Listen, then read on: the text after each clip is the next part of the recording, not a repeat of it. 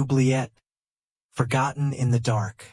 The Middle Ages were defined not only by open battlefields, famine, and plague, but by the silent terrors hidden beneath stone.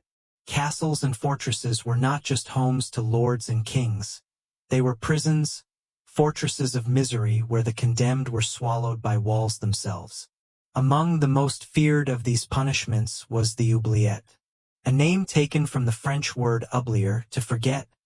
The oubliette was not merely a cell. It was a sentence of disappearance, a pit designed not for life, but for slow death.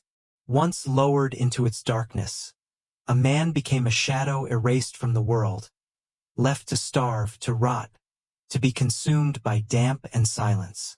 The oubliette was a prison with no door, no window, no escape. Unlike dungeons that allowed chains and torments under the eyes of guards, the oubliette was pure oblivion. Constructed as narrow shafts, often vertical and deep, they were cut into castle walls or hidden beneath the stone of towers. The prisoner was lowered down by rope or ladder, the opening sealed above them. The shaft was too tight to stand fully, too narrow to stretch or lie down. The walls dripped with slime, rats crawled from cracks, and the only light came from the faint echo of a torch above, if any at all. When the trapdoor closed, the prisoner was abandoned to suffocate in darkness, forgotten as though they had never existed. The horror of the oubliette lay not in sudden agony, but in slow unraveling. Hunger gnawed first, every hour dragging into torment as the stomach shrank and the body weakened. Water might drip from cracks, foul and slimy, or none at all, forcing the prisoner to lick moss and stone. Rats, worms, or beetles became desperate sustenance, their crunch between teeth a reminder of how low humanity could sink when survival clawed at the soul.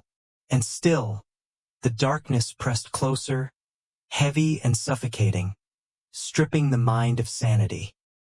Accounts tell of prisoners surviving days, even weeks, in such pits, their screams rising through the stone before fading into silence. Some clawed at the walls until fingernails tore away. Others smashed their heads against rock, preferring quick death to the endless gnawing of hunger and despair. Skeletons have been found in oubliettes, curled into fetal positions, jaws open in an eternal scream. In some castles, the pits were discovered centuries later, the bones of dozens piled together, nameless and forsaken. These were not men sentenced to justice, but to oblivion itself. The oubliette was often reserved for the worst traitors, spies, and enemies of lords, those deemed unworthy of a proper execution. Yet it was also used for political convenience, for rivals who needed to vanish without spectacle. Unlike the scaffold or the pyre, the oubliette was not meant for display, but for erasure. To consign someone to the oubliette was to deny them the dignity of martyrdom or rebellion. There would be no blood on the executioner's blade, no ashes at the stake, only silence and absence. It was cruelty disguised as forgetfulness. The psychological terror of the oubliette far exceeded its physical pain. The prisoner knew that no rescue would come, that the world above continued without them. The sounds of life, the footsteps of guards, the laughter of children, the tolling of church bells, faded until only the endless silence remained. In time, some prisoners went mad, muttering to the darkness, clawing their own flesh, or laughing in hysteria as the mind collapsed under isolation. In this way, the oubliette became not just a tomb of the body, but of the soul. Stories of the oubliette haunted peasants and nobles alike. Parents threatened unruly children with tales of the pit where you are forgotten. Travelers spoke of castles with cursed towers, where screams could sometimes be heard at night, the voices of the forgotten dead echoing through stone. Priests warned that to be cast into such a place was a shadow of hell itself. Eternal darkness, eternal hunger, eternal silence. In truth, it was not far from the sermons of damnation. The oubliette was man's attempt to mimic hell on earth. Some oubliettes were more sadistic still.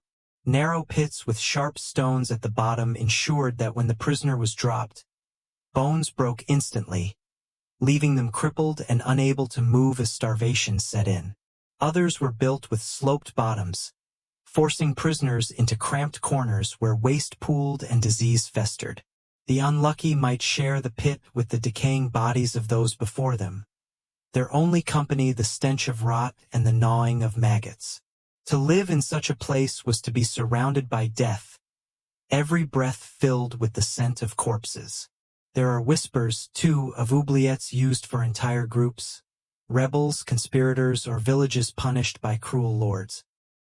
Pits filled with dozens, bodies pressed together in darkness, each prisoner slowly fading as screams turned to whimpers, and whimpers to silence. Those left last endured the greatest horror, to sit among the corpses of kin and neighbors, alone in the black, waiting for death to come at last. Yet the oubliette's cruelty lay not only in death, but in remembrance. For to consign a man to such a fate was to mark him as unworthy of burial. In medieval faith, the body required consecration, a place in hallowed ground. But the prisoner of the oubliette was denied even this. Their soul, it was whispered, wandered restless, their bones sealed in stone, their spirit trapped with them forever. Thus the oubliette was not merely a punishment. It was damnation, both earthly and divine. The oubliette left scars upon communities.